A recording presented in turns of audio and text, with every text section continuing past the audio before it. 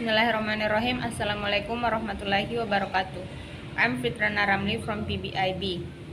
In this video, I will explain about my assignment on grammatical and lexical cohesive device. This course is the largest level in the linguistic hierarchy. As the largest level in the linguistic hierarchy, this course is not a random arrangement of sentences but is a unit of language, both spoken and written. For this course that are delivered in writing, the delivery of content or information is delivered in writing.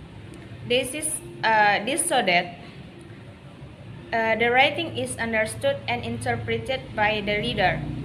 The relationship between sentences in a written discourse is arranged continuously and forms a coherence. Therefore, the coherence of meaning and neatness of form in written discourse is one of the important factors in order to increase the level of credibility. In this regard, Keiko in 2001 stated that the analysis of written discourse can be carried out in several ways, namely microanalysis and macroanalysis. Microanalysis focuses on analyzing vocabulary and grammar, including cohesive relationship and grammatical regularity in certain texts. For the purpose of writing readable text, knowledge of macroanalysis and microanalysis is very important to English learners to have. Therefore, lexical and grammatical aspects as well as aspects of textual patterns are very important to teach English to students. Cohesion and coherence in written discourse. Cohesion and coherence in a text is very important. Cohesion refers to the way in which a text is tied together by linguistic device, such as grammar and vocabulary, to organize well-established meaning relationship within the text. Understanding cohesion is the integration of form, while coherence is the integration of meaning. In general, a good discourse will have cohesion and coherence. Cohesion and coherence are the third condition of discourse. Cohesion is a harmonious relationship between elements with one another in discourse so that good and coherent understanding is created. Cohesion refers to the linking of forms, while coherence refers to the linking of meanings. Good discourse exercise generally has both sentence or phrase that are linked to one another. One meaning is connected to another. According to McCarthy, exphoric references are not really cohesive because they do not have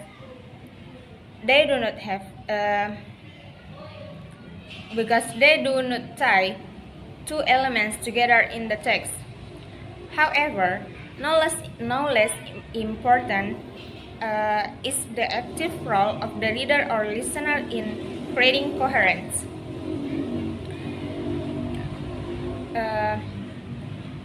The following is an example of using exphoric reference in the text. Substitution is a type of cohesive tool used to replace one item in a text with another item in another text.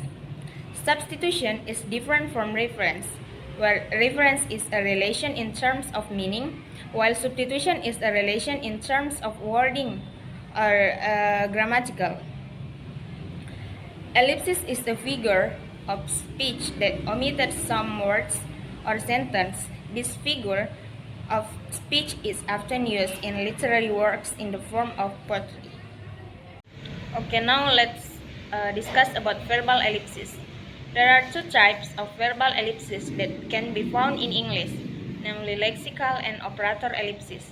Lexical ellipsis refers to a type of verbal ellipsis in which the obligatory verb from the verbal group is omitted. There are three basic types of conjunction in English. The first is coordinative conjunction.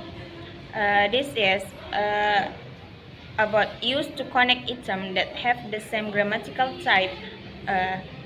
For example, like words praise, and clause. The second is subordinating conjunction.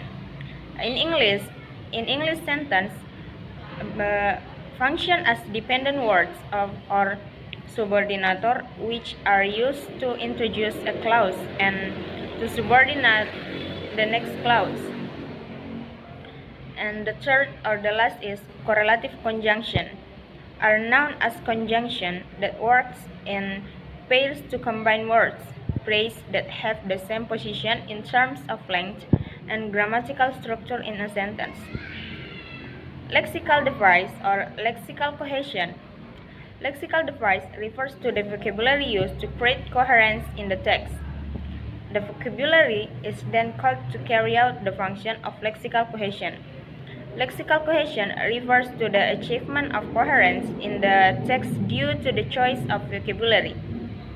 According to Morris and Hears, 2003, lexical cohesion occurs when pairs of related words join together to form a larger group of related words that can be expanded freely across sentence boundaries. In addition, Halliday and Hassan argue that lexical cohesion is a worried or relationship that is formed throughout the structure of vocabulary and its relationship at the lexicogrammatical level. Lexical cohesion has two main types, namely reiteration and collocation.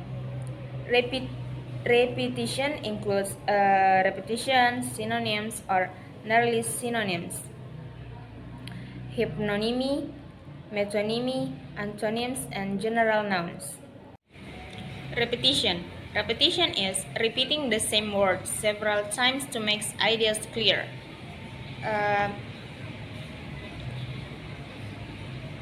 For example, the repetition of the words dog.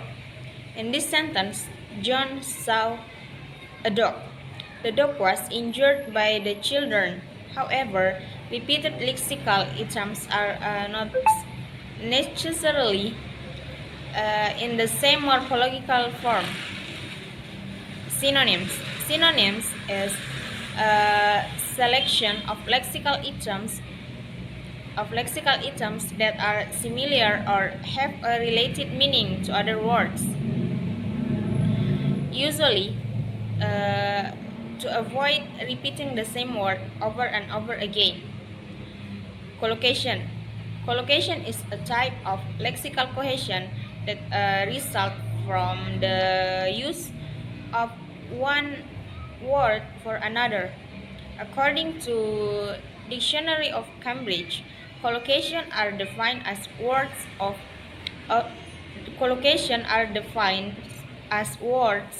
or phrase that are frequently used with other words or phrase in a way that sound correct to people who have spoken the language throughout their lives but might not expect it from the meaning. Okay, that's all my explanation about grammatical and lexical cohesive. I'm sorry for many mistake pronunciation in this video. Thank you and assalamualaikum warahmatullahi wabarakatuh.